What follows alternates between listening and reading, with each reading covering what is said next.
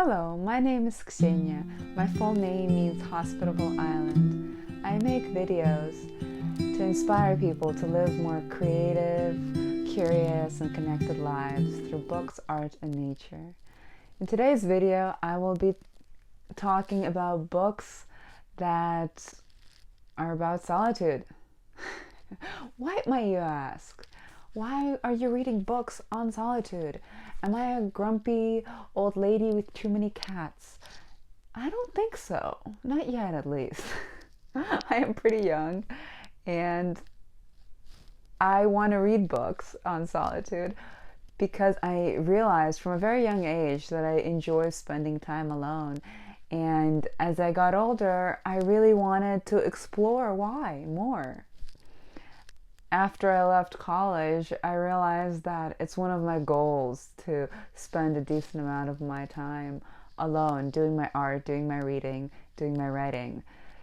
And I think books can contribute to me finding the most satisfaction out of any activity, including solitude. So yes, last Christmas, I was alone because my family went to visit some other family and I had rabbit duty, so I was watching after our pets, which are prey animals, so you can't really transport them much because they get into like panic mode and they stop eating and they can actually die. So a person has to stay with them, and it was my turn. So I was talking or writing one of my pen pals, and she said that she's so jealous that I have such a peaceful Christmas.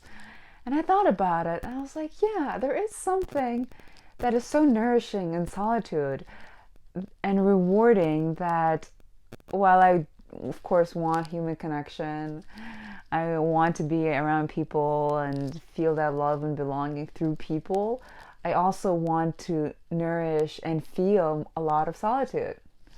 So I went online and I Googled books on solitude, and a long list came up eventually.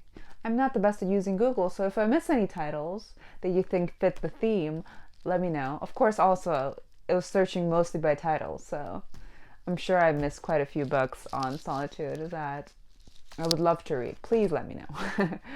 But the books that I have here are all on solitude. And the first one, actually, I read just when I got here during quarantine. It's by May Sarton. It's called Journal of a Solitude. I think it's basically a classic at this point of like personal writing, memoir, personal narrative, and I really, really loved it. It's short and sweet. I will be rereading it actually soon because I feel like after spending 2 years more alone, I will see differently. I will get more out of it. So this is the first book. The second book is The Wisdom of Solitude. It's about a woman who goes on a retreat for like 100 days in the mountains of New England. She has a very Zen approach. She has some Zen masters that she's been learning from, and I don't know much about Zen teachings actually, so it's interesting. The quotes she includes are lovely, and it's filled with like a lot of daily tasks. Like there's a chapter on splitting logs, getting water. Anyways, I'll let you know when I finish this book. I'm halfway through and I don't have a full opinion on it yet. So this next book is The Stations of Solitude. I found it through the search, but I realized that An Unknown Woman is the first book. It's by Alice Collier. I'm not sure how to pronounce that. And I absolutely loved An Unknown Woman. It is so deep and so... She's a philosopher. So it's just so deep and so methodical in a way that's like mind-blowing, because you realize you are reflected in that book, and there are so many things we haven't really analyzed as our own in our experience and our thought process. I would so highly recommend An Unknown Woman. I think it's out of print now, which is one of these sad things about books that don't get the publicity they deserve. I think it's one of the most brilliant books about finding identity as a woman, but also as a man. I think in many ways it's all the same, how we, from a young age, we are taught to be things, and we have all these little traumas, and we don't consciously think about where our reactions to life come from, where our habits come from. She words it so beautifully in the first book, An Unknown Woman. I'm actually lending my copy to a friend, so I don't have it with me, but it's beautiful. She spends a month in Massachusetts on an island in Nantucket, I think it's called, and she has all these revelations that are mind-blowing. This book, I loved the first half of it, and it also had some beautiful quotes on, not quotes, I mean, it's a whole narrative, but I love some quotes on work and creative work and the difference between working and jobbing, and her connection with her animals and her environment. Once again, it goes back to belonging to a sense of place, which I love reading about and thinking about, because I found that for the first time in these Catskill Mountains. Illustrated here is my garden. I would not recommend the second half of the book though, so I don't know. I'm kind of torn of recommending this book. The second half goes a lot about the death of her dog, and it's like, even as a pet lover, I wanted something else from a book like this. So these next books I haven't read. There's the Book of the Year winner, Indian Creek Chronicles by Pete Fromm. It's short, so that's nice for summer. Actually, it's about the winter, so I will be reading this in the winter. A Winter Alone in the Wilderness. The wardens climbed into their truck, ready to leave. You'll need about 7 cords of firewood. Concentrate on that. You'll have to get it all in before the snow grounds your truck. Though I didn't want to ask, it seemed important. What's a cord? Oh my goodness, that is so funny. I know how much a cord of wood is because we also use it to heat a large part of our house here. And a cord is a lot of wood. If you need 7 cords of firewood, it's freaking cold here. It's really, really cold. I'm glad he asked.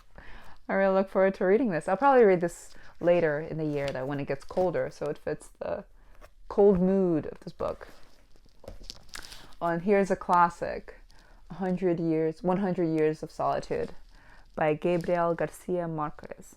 It's a Nobel Prize winner. I've heard about it so much, and I don't know how it ties to solitude. If you know, let me know. But I will definitely be reading this book sometime this year. Next, I have a short book by Thomas Merton, Thoughts on Solitude. I've read a little bit of him when I took a mystical Christianity course, and I loved what I read, so I look forward to reading this. In this book, he addresses the eloquence and insight, the pleasure of a solitary life. This book he addresses with eloquence and insight the pleasure of a solitary life, as well as the necessity for quiet reflection in an age when so little is private. He writes, when men are merely submerged in a mass of impersonal human beings pushed around by automatic forces, they lose their true humanity, their integrity, their ability to love, their capacity for self-determination. When society is made up of men who know no interior solitude, it can no longer be held together by love, and consequently, it is held together by a violent and abusive authority. But when men are violently deprived of the solitude and freedom which are their due, the society in which they live becomes putrid. It festers with servility, resentment, and hate. This is so applicable to our times. I think people would be much more loving and hopeful and caring of others if they had some personal space and they weren't so overwhelmed all the time. So I can't live in the city, honestly. It just frazzles me so much. I look forward to reading this book. Okay, the next book is Solitude, Seeking Wisdom in Extremes by Robert Cole. A Year Alone in the Patagonia and Wilderness. Robert Cole has done something relatively rare in the modern world. He has made a retreat journey pilgrimage that suits his own need and desire. He has learned essential lessons, and like a good spiritual adventurer, he's letting us in on the lessons he learned. Although his adventure is fascinating, it is his inner discoveries that appeal to me. It is worth everything for him to say that he's not a hero and his adventure is not heroic. That is just what we desperately need today. Non-heroic adventures. Wow. This is an amazing story worth reading and being inspired by. Bob is like a modern shaman, going out and coming back. Oh my, there's a sticker over it. I can't read the rest. Okay. And this last book doesn't have solitude in the name, but I saw Emmy on her channel talk about it, and I thought it was very relevant to solitude, and it also sounded very interesting. So I got it. Leave the World Behind, a novel by Rumaan Alam. It's not fully about solitude though, so I don't know if I should include this in the list. Let me know what you think. Amanda and Clay head out to a remote corner of Long Island, expecting a vacation, a quiet reprieve from life in New York City, quality time with their teenage son and daughter, and a taste of the good life in the luxurious home they've rented for the week. But with a light night knock on the door, the spell is broken. Ruth and G.H., an older couple who claim to own the home, have arrived there in a panic. These strangers say that a sudden blackout has swept New York, and with nowhere else to turn, they've come to the country in search of shelter. But with the TV and internet down, no cell phone service, and the facts are unknowable. Should Amanda and Clay trust their intruding couple, and vice versa? What has happened back in New York? Is the vacation home, isolated from civilization, truly a safe place for their families? And are they safe from one another? Suspenseful and provocative, Rumaan Alam's third novel is keenly attuned to the complexities of parenthood, race, and class. Leave the World Behind explores how our closest bonds are reshaped and unexpected new ones forged in moments of crisis. Oh yeah, I remembered why I put this book on the list, because it reminded me of the quarantine.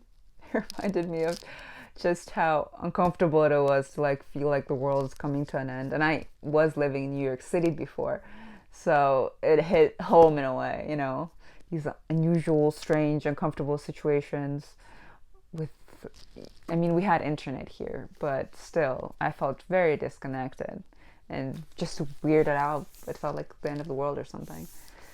So yeah, this last book. That's it for what I found.